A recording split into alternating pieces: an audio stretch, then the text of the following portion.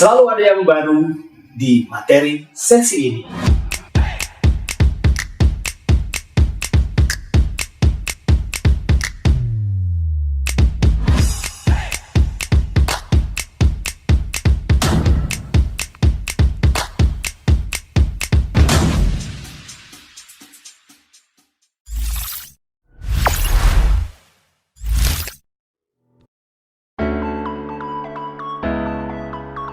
Halo, bertemu kembali dengan saya, Guru Santoso, di video pembelajaran pada hari ini.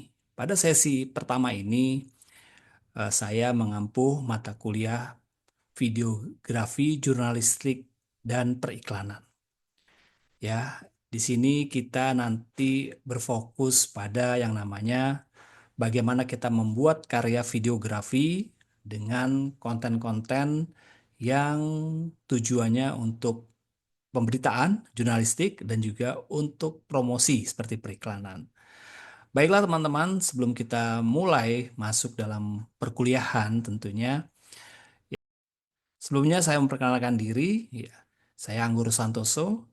Saya selain sebagai dosen, akademisi, juga praktisi dalam bidang public relation dan corporate communications. Dan saat ini saya juga masuk dalam ranah digital marketing. Jadi di perusahaan saya pernah di PR, di corporate communication, di media relations, dan saat ini saya juga ditugaskan untuk mengelola digital marketing. Jadi untuk hal-hal yang terkait dengan pembuatan video, baik itu video PR, video untuk jurnalistik, maupun video-video promosi, tentunya kita nanti bisa diskusikan sama-sama bagaimana kita mengimplementasikan karya kita ini yang bisa nanti akan digunakan dalam industri. Baiklah teman-teman, kita mulai saja. Jadi perkuliahan ini nanti kita ada umumnya, nanti kita dibagi dalam beberapa tahap ya penilaian, baik itu kehadiran, kemudian tugas, UTS, ataupun UAS gitu kan. Jadi seperti kita ketahui bahwa karena mata kuliah ini adalah videografi, jurnalistik, dan periklanan, jadi cenderung fokus pada pembuatan karya dan juga fokus pada bagaimana kita membuat sebuah karya videografi dengan pendekatan teknis ya.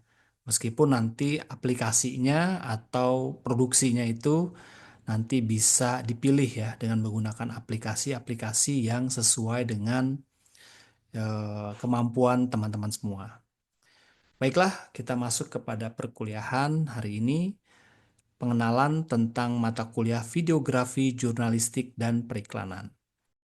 Ya, jadi teman-teman sebenarnya kalau bicara tentang videografi, tentunya kita bisa coba pendekatan definisi ya, yaitu untuk videografi adalah media untuk merekam berbagai kejadian, fenomena, dan lain-lain dalam bentuk video dan suara yang menyajikan momen secara dinamis. Ya, artinya ada video, ada audio, bahkan ada animasi ya. Tujuannya apa? Untuk menyampaikan informasi atau cerita melalui gambar, melalui visual yang bergerak, yang tentunya untuk menyampaikan pesan dan diharapkan bisa menggugah emosi audiensnya atau penontonnya. Kemudian aplikasinya itu dalam jurnalisme itu untuk menyampaikan berita. Ya, kalau untuk jurnalisme itu fungsinya videografi itu untuk tadi ya menyampaikan berita. Sementara untuk periklanan untuk mempromosikan produk atau jasa. Mungkin dari sisi praproduksi, produksi, dan kemudian pasca produksi hampir-hampir mungkin hampir-hampir mirip ya prosesnya ya, proses yang praproduksinya dalam pembuatan video. Nanti yang berbeda tentunya dari pesan ya, mungkin dari produksi atau pasca produksinya agak berbeda, tujuan masing-masing ya. Tujuan masing-masing berbeda. Ya, tadi ada untuk jurnalisme, yang tadi lagi periklanan untuk promosi. Konsep videografi ini, konsep dasar videografi ini adalah elemen visual elemen audio dan narasi. Ketiga ini merupakan konsep dasar dari sebuah videografi. Nanti ada elemen visual, tentunya di sana di dalamnya menyangkut komposisi, pencahayaan, kemudian warna yang harmonis, kemudian menghasilkan kesan yang mendalam. Inilah adalah fondasi video yang mempunyai kesan, ya elemen visual ini. Lalu ada elemen audio, suara latar, musik yang sesuai dan memiliki efek suara yang menguatkan dimensi emosional video. Seperti kita ketahui bahwa 80% ya, mungkin 80% lah, 70-80% sebuah tayangan video itu kontribusinya terletak pada yang namanya selain tadi elemen visual, yaitu elemen audio. Bayangkan ketika Anda nonton film horor misalnya, tanpa ada suara, artinya pesan yang disampaikan, pesan emosional, tentunya emosional takut, emosional ngeri gitu ya, itu tidak akan tersampaikan. Karena apa? Karena tidak ada audio yang bagus misalnya. Begitu pula dengan ya sekarang kita konten-konten baik itu Instagram, TikTok gitu kan, bahkan elemen audio itu memegang peran penting untuk bisa mengangkat sebuah konten. Ya misalnya bisa FYP, bisa viral itu karena ikut tren dari audionya. Kemudian yang tidak kalah penting adalah narasi. Storytelling yang baik membuat penonton terhubung dengan pesan dari video. Ya, biasanya sudah eh, elemen visualnya bagus, kemudian elemen audionya, backsoundnya luar biasa. Bila ditambah narasi, ya ada pesan di situ disampaikan lebih kuat lagi itu. Ya, di situ ada narasi, ada voice over yang bisa masuk dalam satu tayangan video itu lebih membuat sebuah video itu sampai pesannya kepada penontonnya. Itulah konsep dasar videografi. Ya, ada elemen visual, elemen audio, dan narasi.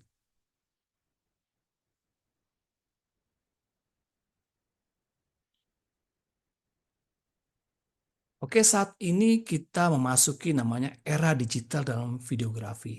Ya, kalau tadi fase sejarah, fase historicalnya itu nanti Anda bisa baca ya dalam eh, materi yang telah saya berikan atau Anda baca buku-buku referensi tentang sejarah fotografi dan videografi awalnya, kemudian menjadi sebuah videografi. Nah, kita sekarang masuk ke era digital dalam videografi. Ya, munculnya tadinya kita handycam ya, awal-awal tuh ya handycam, kemudian menggunakan film ya, non film, kita seloid itu ya pita film ya untuk film ya. Nah, sekarang di era videografi ini udah masuk ke era digital. Tadinya kita menggunakan yang namanya perangkat ya. Perangkat digital itu mulai dari tempat penampungan memori, kemudian membentuk disk. Nah, sekarang itu dalam bentuk digital. Ya, dan juga digitalnya itu bisa dengan berbagai bentuk ya. Bisa pakai memory card, bisa pakai SD card, bahkan bisa langsung seperti streaming lalu kita videokan di laptop kita misalnya.